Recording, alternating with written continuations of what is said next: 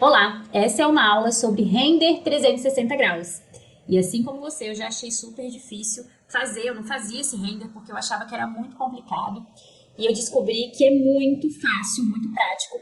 E eu vou ensinar aqui pra vocês, tá? São basicamente uns 2 ou 3 passos que a gente vai ter que fazer aqui dentro do Promob e depois numa plataforma aqui online, tá? Vamos começar primeiro habilitando, né? A gente vai vir aqui nessa câmerazinha aqui do render do Realcine. Aqui em configurações do render, a gente precisa habilitar o render 360 graus, tá? A gente precisa habilitar, ó, aqui não está habilitado, a gente vai clicar aqui para habilitar e ele já vai ter essa resolução aqui, tá? Ele precisa ter essa resolução, porque ele vai ter uma resolução grande para poder pegar toda a cena, tá? O restante aqui é configuração de render mesmo, que já vai ficar pronta. A gente precisa já deixar também a nossa iluminação já definida aqui no nosso editor de luzes, né? Então, a minha cena ela já está pronta para renderizar, independente do 360. A gente só vai ali e habilita, tá?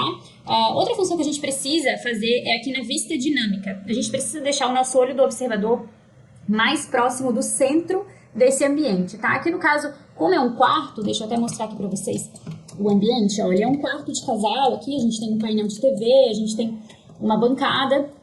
Então, como ele é um quarto, eu deixei ele mais posicionado no centro da cama, tá? Porque daí a gente vai conseguir visualizar melhor todos os elementos desse dormitório, tá? Então, eu deixei ele mais centralizado aqui no centro da câmera, independente para onde o nosso olhinho tá vendo aqui, ó, ele tá aqui no centro, tá? Então, eu vou deixar ele um pouquinho mais posicionado aqui numa altura bacana, uma altura alvo bacana de observador, e lembrar de deixar o nosso olhinho mais centralizado, tá? Por mais que a gente não esteja tendo uma boa vista, né? Quando a gente coloca o olho centralizado, depois no render 360 isso vai ficar legal, tá? Feito isso, a gente já posicionou o nosso olho do observador no centro do ambiente, já ajustou a altura-alvo e já habilitou o render 360, agora a gente vai mandar renderizar.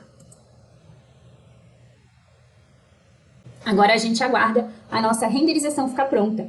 Por ser uma resolução muito alta, ele demora um pouquinho mais do que um render comum, tá? Então, é normal que aconteça essa demora da renderização. Então, a gente precisa ter uma certa paciência aí e esperar criar o render completo, tá? Mas aqui a gente já consegue ver, ó, na própria janela de renderizador, a gente já consegue ir movimentando. Aqui ainda tá carregando, né, a nossa imagem, mas na própria janela do renderizador a gente já consegue ir carregando e vendo como que vai ficar esse resultado final. Então, é bem interessante que a gente espere esse processo acontecer. Bom, voltei aqui com o meu render agora já prontinho. E percebam que o tempo de render aqui foi bem longo, né? Foi 44 minutos. Geralmente um render que eu já considero longo é de 15 minutos. Então, o render 360 ele é um pouco mais longo, tá? Porém, tem alguns fatores que podem deixar esse render, essa demora um pouco, essa espera, né? Da renderização completa do render 360, tá? Eu tô com a minha internet um pouco estável, o render usa muito da internet. Às vezes o processador também, ou algum detalhe de decoração que pode influenciar aqui para aumentar esse tempo de render 360. Tá? Então, esses são alguns fatores. Então, quando você for renderizar uma imagem 360, deixa seu computador lá fazendo e vai fazer outra atividade, porque ele demora um pouquinho, né? E percebam que aqui eu já estou clicando aqui com o meu mouse com o botão esquerdo, eu já consigo até ver como que vai ficar o resultado final quando eu passar para outra plataforma, né? Para gerar essa imagem 360, eu já consigo aqui girar o meu projeto, eu consigo olhar para baixo, para cima, então ele dá um efeito bem bacana, tá? Então, agora a gente vai salvar o nosso arquivo, né? A gente salva aqui a nossa imagem, vou até salvar de novo. E agora a gente vai para uma segunda etapa, que é gerar a imagem 360. Então, agora a gente vai entrar no site, que a gente já precisa ter o cadastro, que é o cula.co. Tá, a gente já precisa ter um cadastro pré-estabelecido aqui nesse site, tá? Eu já fiz o meu cadastro aqui do Projeto Tá Na Mão. E a gente entra com login e senha. E assim que a gente entrar, a gente tem essa função de upload aqui, tá? Que a gente vai criar o nosso tour, né? A nossa imagem 360.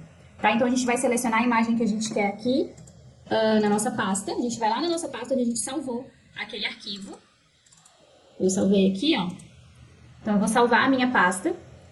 Aí ele vai carregar a imagem e a gente só vai clicar em post. A gente precisa dar um nome também, ó. Aula 360, dormitório, casal. Então é bem intuitivo esse site, tá? É bem intuitivo, ele vai mostrando aqui o que precisa ser feito, então a gente precisa dar um nome e agora a gente vai postar, né? Feito isso, ó, a gente já tem o nosso nosso post aqui feito através dessa plataforma. Aí agora a gente precisa extrair o link do 360 para a gente passar para o cliente, tá? Então a gente vai salvar.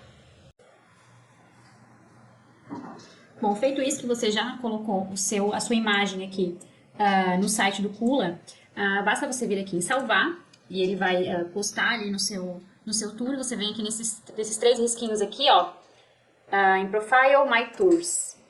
Ele vai estar aqui no seu último salvo aqui. Daí você clica na sua imagem, tá? Ele já vai estar postado aqui no seu perfil. Aqui em Share, você vai pegar o link e esse é o link que você vai enviar para o seu cliente, para ele ver o tour dele. Ele pode abrir no celular, no tablet, e ele vai mexer até com o próprio touch mesmo.